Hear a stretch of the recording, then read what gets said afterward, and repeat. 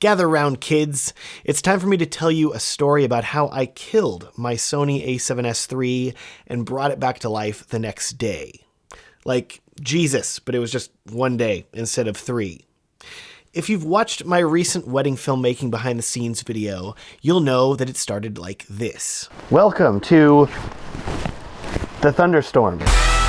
The wedding in a thunderstorm. And my camera's already completely covered in water. My camera started glitching out real bad.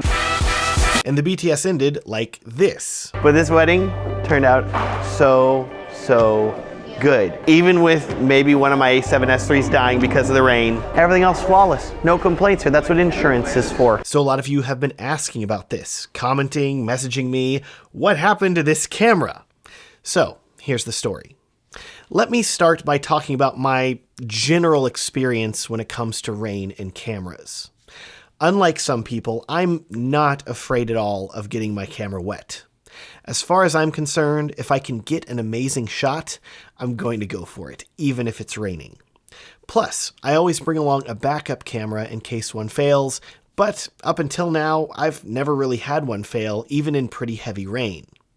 And because I've been braver with my camera and willing to experiment and go out in the rain, I've been able to get a lot of cool shots from a lot of cool weddings. So I have no regrets there. And as I said in the BTS, that's what insurance is for. If my camera dies, I'm willing to pay the deductible to have it repaired or replaced. So this leads us all to Holly and Luke's wedding, which had rain unlike any other wedding that I've ever filmed in my 10 years of filming weddings. In short, this was a lot of rain. We're talking 100% all day, only briefly stopping in the middle down to 90%, and also, at the most crucial point, the ceremony, it was raining the most. And as I said, I'm not afraid of the rain, so I was out in it pretty much all day. My wife Rachel and I started the day filming establishing shots, and during that, there was a light to medium rain falling. Definitely not just a sprinkle, and more than some people will be comfortable with, but I had shots that I needed to get, and I did end up using them in the final wedding film. We were out there in rain jackets with our cameras uncovered, getting the best shots that we could, wiping off our lenses whenever they got too many raindrops on them, and I hear you now saying, Matt, why don't you just use a rain cover? Don't be dumb. Well, I would love to use a rain cover, but I have yet to find a rain cover that will work well on my camera that's also on a gimbal. And because my camera was on a Zhiyun Crane 2S gimbal for pretty much the entire day, I did not have the option of using a rain cover. So let's get to the ceremony now. And I want to paint a picture for you of how much rain was coming down during the ceremony and why things were so difficult. Here are some example shots that I filmed with my a7S III. As you can see, it was incredibly intense, heavy, pouring rain. And the way that the ceremony site was set up, the chapel where the couple got married did not have any sort of rain protection at the front where the wedding party was entering, meaning that if I wanted to film the wedding party coming in, I needed to be out there getting rained on. So I was. Just me and my gimbal, fully exposed to the rain, while the wedding party had nice clear umbrellas that I was honestly a little jealous about. I got the family walking in, I got the groomsmen, and I got the bride walking in, all in 4K at 120 frames per second.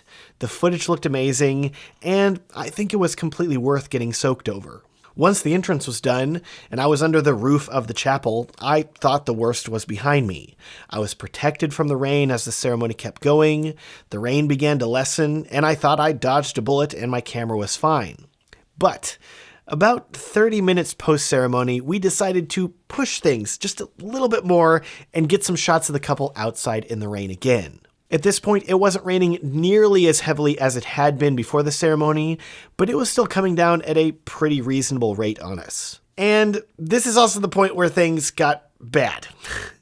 As soon as we were done filming the couple and we began to walk back inside the reception hall so we could get ready for the couple to enter the reception in the next 2 minutes, That was finally when disaster struck. It was at this point that my camera began flashing up an error message on the screen that said, "This accessory is not supported by the device and cannot be used. Please verify the compatibility with this device." The camera would still power on, but this error message would immediately appear, and if I pressed OK, it would then immediately reappear again. Now, I didn't have any other accessories connected to this camera.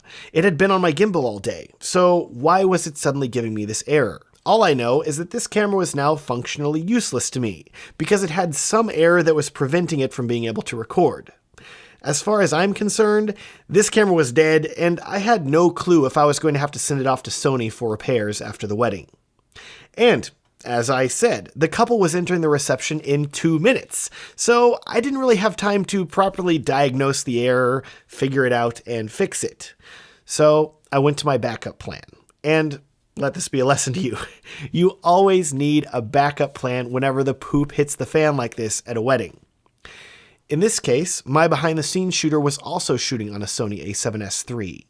I have 3 of them, which is a lot, but that way I can film with one, my wife can film with one, and I have a third camera that my behind-the-scenes shooters can use. So I grabbed my BTS shooter's camera that was already on a gimbal, and because it's my camera, all the settings were already correct, and I was ready to shoot within about 20 seconds. I even had time to get my BTS shooter set up on my Sony a6400, which is kind of my backup for the backups. That way he could still film the behind the scenes of the rest of the wedding. And you can even see in the BTS footage that I'm now not using my Crane 2S gimbal, but my old trusty Crane 2, because I did not have time to swap gimbals between me and my BTS shooter. But hey, everything worked, no other cameras died, and we were able to film the rest of the wedding. So if you learned one thing from this, always have backups, and really backups for your backups. But as I did say in the title of this video is not only about how my camera died, but how I brought it back to life. And that's what you really want to know, right? So here's how I fixed it. And I'm going to tell you the short and dumb version of how it was fixed first, because I think it's hilarious. To fix the camera, I turned it off, left it off for a day, and then I turned it back on and everything was fine. Seriously, that's it. What the heck? How does that work? Well, here's the longer answer to how I revived my camera. First, let me say that I could have prevented my a7S III from dying completely in the first place if I had this tiny little piece of plastic right here. See, this tiny little piece of plastic comes pre-installed on pretty much every Sony mirrorless camera, and it exists to protect the hot shoe from getting wet. Do you see where I'm going with this? Well, I would assume, like a lot of people, that whenever I received my a7S III and took it out of the box, one of the first things that I did, other than removing the annoying little metal clips on the side, was that I also removed this little tiny plastic hot shoe cover, threw it in the camera box, never to be used again, and went about filming. But this hot shoe protector is actually really important, because Sony cameras have a little electrical connection buried up here at the front of the hot shoe, and this electrical connection does things like make your camera work with a flash, and also allows it to work with things like Sony's ECM B1M shotgun microphone and other accessories. So, can you imagine what would happen if, say, you had rain fall on this camera hot shoe all day? Eventually, one of these water droplets is going to make its way down into the camera hot shoe at just the precise point to bridge the electrical connection and make the camera think that there's an electronic accessory that is connected but is not supported. For some reason, Sony hasn't updated the camera to work with raindrops. I don't know. What I do know is that as long as the water was up there in the hot shoe, the camera was going to keep on giving me that error until it dried out. AKA, my camera was essentially useless for a day, at which point it dried out and started working again. It was also about a day later that I had time to Google this error message, and I saw this commonly came from an error with the hot shoe. I put 2 and 2 together, and clearly this is why my camera was busted. Thankfully, like I said in the short version of the story, once the a7S III dried out, it began working perfectly fine again with zero issues, and I've gone on to film lots of YouTube videos and other weddings with this camera without issue. But you better bet that if there is rain in the forecast, I'm definitely bringing these little hot shoe covers and putting them on my camera in the event that I need them. Otherwise though, I'm not going to be very concerned about the a7S III's weather sealing. I've now put it through some of the hardest rain ever, and I'm confident that if I had the hot shoe protector in place, this camera would have kept running flawlessly. Good job, Sony. And that is my story about how my a7S III died and how I resurrected it.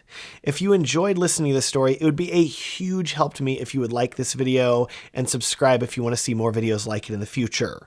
Hopefully not about cameras dying, but about Sony cameras and filmmaking in general. You can also watch Holly and Luke's full wedding behind the scenes series if you haven't already, which covers all of the insanity of their wedding day and everything that went into filming their wedding. I will include that down below as well. In addition, if you happen to be a wedding filmmaker like me, you probably want to book more couples and film more weddings, and I would love to help you do that. I've put together a free guide that's going to walk you through some practical steps that you can take right now in your business to book more couples and film more weddings. It's a completely free gift to you. You can download the link down in the video description. Thanks so much for watching and have a great day.